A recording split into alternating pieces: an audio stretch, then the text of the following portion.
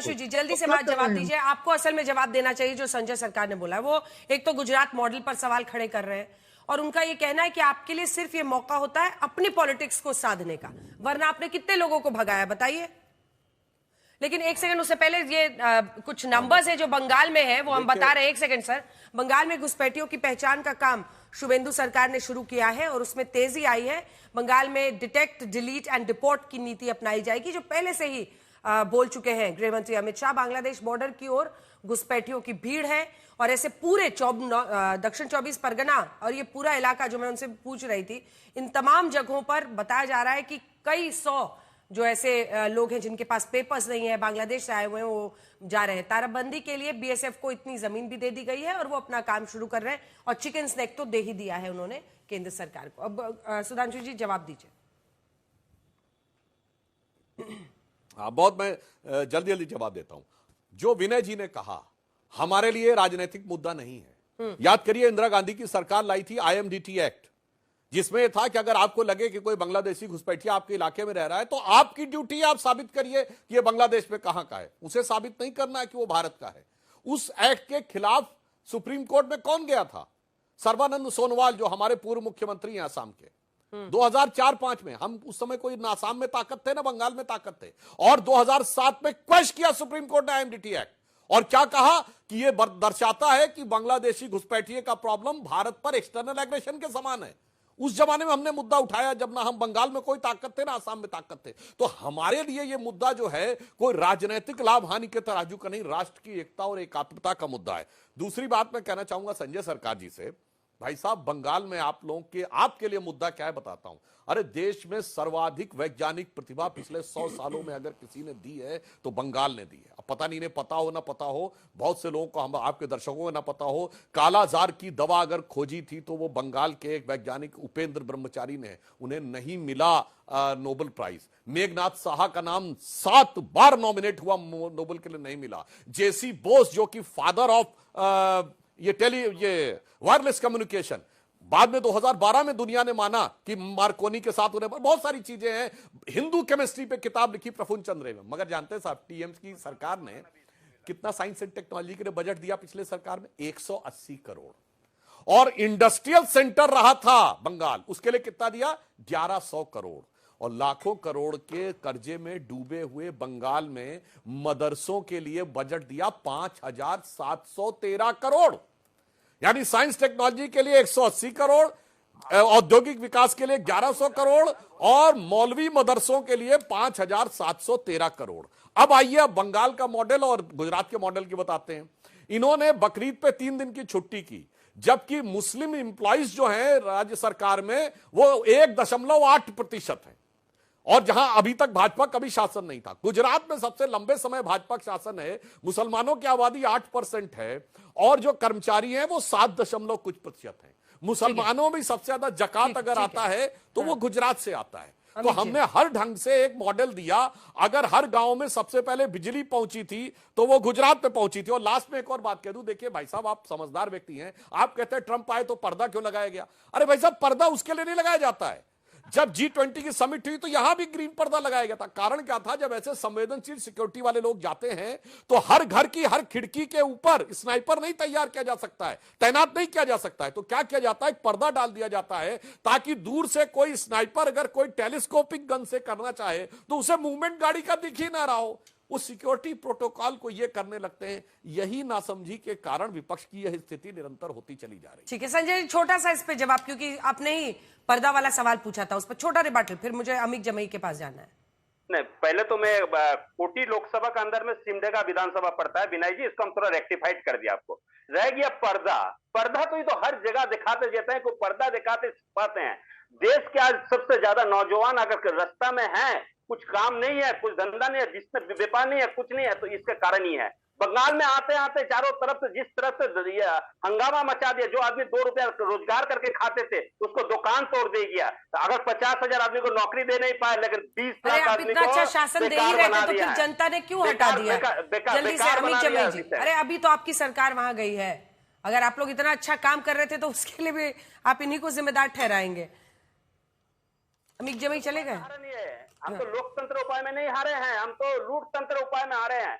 अगर बोलिए, अगर फलता वाला इलेक्शन 3 बजे तक अगर पूरा क्लियर हो जाता है और 4 मई के दिन में रात 12 बजे तक काउंटिंग, सुबह 8 से 12 बजे तक काउंटिंग चालू रहता है और 1 बजे के बाद में टीएमसी को एजेंट लोग को मार मार के पीट के निकाल देते हैं। एक बूथ का नमूना हम आपको देखा, अगर फलता में हम हारे हैं 1565 वोट पोस्टल बैलेट में मेरे को मिला, 245 वोट बीजेपी को मिला। लिख के रख दीजिए, मैं आपको डाटा दे देता हूँ, मेरे पास पूरा बूथ वाइज सब कुछ है, कहाँ कैसे धांधली हुआ है। लोकतंत्र के उपाय में नहीं आया हमने, रूट तंत्र के उपाय में आया। लेकिन इसको भी मतलब जी हिस्ट्री ऑलवेज न्यूटन के थॉट लॉज क्या है, ऑपोजिट डायरेक्शन। अरे लेकिन ये है ना, पिछली बार भी आप लोग धांधली रो रहे थे, फिर जब जीत गई ममता बनर्जी तो सब चुप हो गए, तब रिजल्ट सही हो गया संजय जी, है कि नहीं? 1 बजे के बाद में मार के निकल दिया है एजेंट लोग को। चाहिए अच्छा आप इतना बड़ा पत्रकार है ना, आप बोले ना 1 बजे। अरे सर, हमसे बढ़ के कुछ नहीं होगा, आपस में लड़िए, अपनी पार्टी को संभालिए। भागम भाग लगा हुआ है आपकी पार्टी में, सब आपस में ही टकरा रहे हैं। नहीं, वो तो जाने दीजिए, जिसको जाना है जा सकते हैं, फिर सुधार जाएंगे पार्टी, फिर हम खड़ा हो जाएंगे। जिसको जाना है अब भी से जा सकते हैं, अब भी चला जाए, हम तो बोल रहे जाइए, जाओ। ठीक है, सुधांशु जी खुला है, जाओ। बाप रे, ऐसे तो ममता दी भी नहीं बोल रही जैसे आप बोल रहे हैं। एक्चुअली में क्या था, लूट तंत्र नहीं हो पाया क्योंकि पैरामिलिट्री फोर्सेस थे। हर पोलिंग बूथ के ऊपर सीसीटीवी लाइव चल रहा था, जिसकी लाइव फीडिंग जा रही थी।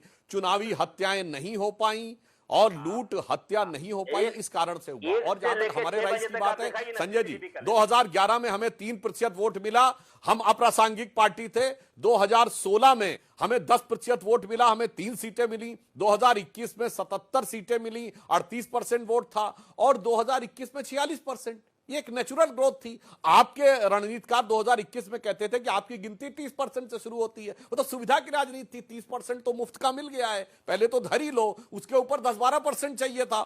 हमने -30 से शुरू किया मोदी जी के नेतृत्व में, और तिनका जोड़ते 46 तक पहुंचे हैं। उतनी मेहनत ही किसी ने नहीं की। सब लोग बैठ के ऊपर से हलवा खाना चाहते थे। चंद कट्टरपंथियों को थोक विक्रेता मान लो और 30-35% वोट ले लो, फिर हिंदुओं में थोड़ा बहुत डिवीजन करके 10-12% वोट ले लो, बस हो गई सरकार। आपने मेहनत नहीं की, आपने उन तत्वों का साथ लिया जो कानून को तोड़ना चाहते थे। हमने उन सब का साथ दिया जो कानून के साथ रहना चाहते थे, इसलिए परिवर्तन आया। स्वीकार करिए इसको ईमानदारी से। ममता जी भी ऐसे ही जीती थी। ठीक है, सरकार जी को बोलने दी। हाँ। 2011 में आप लोग कहते थे, अब वही आप। जय गणेश बाबा बोलिए, जय गणेश बाबा एक बार बोल दीजिए ना सुधांशु जी, जय गणेश बाबा की जय एक बार बोल दीजिए ना, क्या है उसमें दिक्कत? गणेश बाबा का मेहनत से आप इतना दूर तक पहुंचे हैं ना। गणेश बाबा आपके लिए कितना काम कर रहा है। ज्ञानेश कुमार को कह रहे हैं वो। अच्छा, मुझे भी समझ में गणेश बाबा की जय। अच्छा, आप जैसा बोल रहे हैं तो गणेश बाबा सुनाई दिया सबको। अच्छा, ज्ञानेश कुमार, मैं गणेश बाबा सब। आप सुनिए, आप संजय जी, अब चलिए संजय जी, अब मैं आपको पूरा बताता हूं हम कितना काम कर रहे हो, कैसे। अब बहुत अच्छे ढंग से कान खोल के सुनिए, यहां विनय जी भी बैठे हैं, पूरे भारत। हम जब से पैदा हुए हैं 1951 से, 50 का दशक जनसंघ अप्रासंगिक दल, 60 का दशक जनसंघ महत्वपूर्ण दल, 67 में हमारे 35 लोकसभा जीत के आए और यूपी की विधानसभा में 96, संयुक्त विधायक दल की सरकारें 69 में, 70 का दशक हम केंद्र में पहली बार भागीदार, अनेक राज्यों में मुख्यमंत्री, उत्तर भारत में सब जगह हम सत्ता में भागीदार। 80 के दशक के शुरू में झटका और 90 के दशक के शुरू में मुख्य विपक्षी दल, 90 के दशक के अंत में केंद्र में सत्ताधारी गठबंधन का नेतृत्व, और 2010 के दशक में अपने दम पे सत्ता। भाई साहब, 70 साल की मेहनत है। ऐसा नहीं है कि आप करें, गणेश बाबा पैदा भी नहीं हुए थे तब तक, जब उस जमाने से हम बढ़ते चले आ रहे हैं। भाई साहब, गौर से देखिए, नजरें चश्मा उतारो, फिर देखो यारो, दुनिया नहीं है चेहरा पुराना। अमित जमई, बीच में आपका कनेक्शन कट गया था। जो हमने शो का नाम दिया घुसपैठियों भारत छोड़ो, सही है कि नहीं है? आपसे भी वही सवाल है कि भारत की समस्या है या नहीं है? मैं आपको बहुत मुबारकबाद देना चाहता हूं अंजना जी कि आप 12 साल के बाद आज तक जगा घुसपैठियों भारत छोड़ो। मैं सुधांशु जी के साथ और आप जागे आप हैं, हम लोग तो जगे ही हुए थे। अरे हम लोग जगे हुए थे, आप आज जागे हैं। अंजना जी भाव विभोर हो जाती हैं आप। 20 सेकंड दे दीजिए मुझे, आप 20 सेकंड दे दीजिए। आपके साथ सुधांशु जी के साथ मैंने इस पे कम से कम 5 शो किए हैं। एग्जैक्टली। क्या बात है कि जब से अमित शाह जी आए हैं 14 से 26 के इस दौर में, घुसपैठी जितने भी थे, उससे पहले यूपी 1 यूपी 2 में आपके पास 72,000 का आंकड़ा था। अमित शाह जी के गृह मंत्रालय के दौर में टोटल 3500 का आंकड़ा है। क्यों है? आप सुधांशु जी आगे बढ़िए, हम आपके साथ इस विषय पे भारत की संसद में अगर आपको बात करनी होगी, माननीय अखिलेश यादव जी आपसे बात करेंगे, लेकिन ठीक। ये बताओ जरूर किस दिन एक्सपोर्ट करो, उनको डिपोर्ट करोगे, किस दिन जहाज पे बिठाओगे, हम चलेंगे आपके साथ। ठीक है, लेकिन आप जल्दी आगे से चलिए, हम आपको इस पर छोड़ेंगे नहीं। सुधांशु जी जल्दी से जवाब दीजिए। पहले हजार हजार यूपीए में जाते थे, अब हम 100, 500, 600, 800 आप भेज रहे हैं। बता रहा हूं एक्चुअली में क्या हुआ, एनआरसी तो इन्होंने होने नहीं दी तो पहचान नहीं हो पाई, और जब भाजपा की सरकार आती है तो जानते क्या होता है अंजना जी, इसको कोई शब्दशा न ले, जल्दी बिलवा में घुस जाएला सब सांप बिच्छू गोजर, चलेला जब चाप के बाबा का बुलडोजर। आज जब चलना शुरू होता है सब इधर उधर अपने बिल में घुस जाते हैं जाके। चलिए तो इसी के आज साथ जो अंत कुछ करना ये पड़ेगा। दिखाई पड़ रहा है समय इतने आई है, आप सभी का धन्यवाद हमारे साथ जुड़ने के लिए।